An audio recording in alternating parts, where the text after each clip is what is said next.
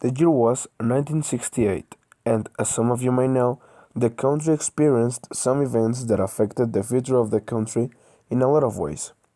The way economy was growing was something to feel good about.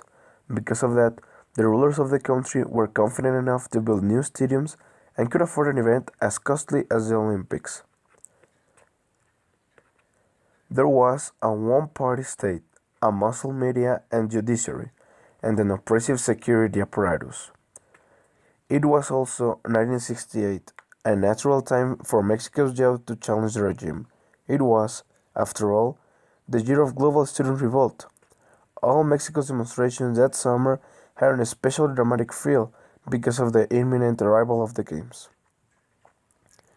The year before, 1968, was full of protests made by workers, farmers, and students against the state's authoritarianism, as well of critics against Pri's government and its electoral frauds.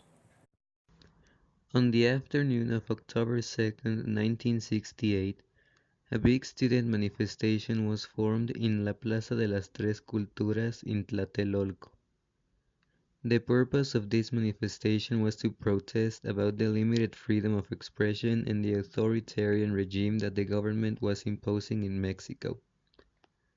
After the protest started, everything was normal. This was until a helicopter appeared flying just above the place. Confusion appeared in everyone's faces until it dropped a Bengal, and then the Mexican army started to shoot everybody. This Bengal was the symbol for the army to start shooting the civilians. This was also the signal for the Brigada Blanca to begin shooting. The Brigada Blanca was a group of hidden soldiers dressed as civilians. The only distinction they had was that they were wearing a white glove. According to Paco Ignacio Taibo II, who led a truth commission in 1993 about these events, 15,000 projectiles were shot and there were about 300 deaths that day. According to this investigator and journalist, about 8,000 militaries participated in this massacre. All of that just for a peaceful protest. At the time of the massacre, Gustavo Díaz Ordaz and Luis Echeverría was the Secretary of Interior. They were never able to explain exactly what happened the day of the shooting. The government hid this information from the mandate of Gustavo Díaz Ordaz to Ernesto Zedillo. The reason why the government kept silence on this topic for so long was because if they revealed the facts to the public, the government would lose power and credibility. They preferred to hide the information so that the people can forget the situation over time. This was a problem they created and didn't want to take responsibility for their actions. They stopped a pacific movement of violence. They showed weakness and their incapacity to deal with the situation. The day of the massacre on October 2nd, 1968, changed the way the people saw the government. Although they didn't know for sure that the government was behind the shooting, a large part of the population believed it was the president, Gustavo Díaz Ordaz. The number of students and faculty killed that day, according to the media, was of only 100 people. The students that survived told a different story. They said that there were trucks full of corpses and that the number of people killed was closer to 400 and more than 1,000 severely injured. The movement was not forgotten, and only 10 days later, the Olympic Games were held in Estadio Universitario. The opening ceremony was a complete disaster. The people were whistling and yelling all kinds of things to the president Gustavo Díaz Ordaz. They were furious and were not going to be silenced.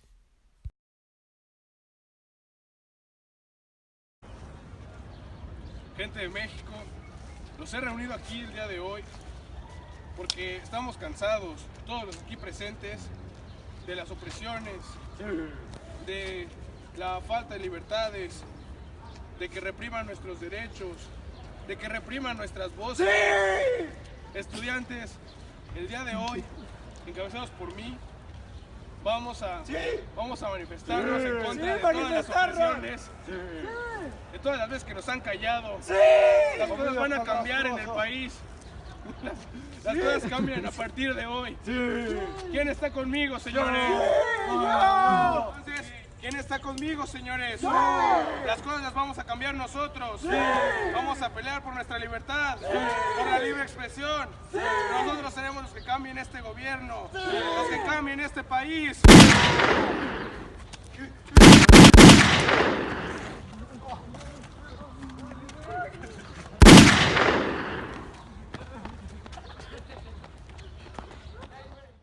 After more than 40 years of that day, we still remember that as a tragic moment in the history of the country.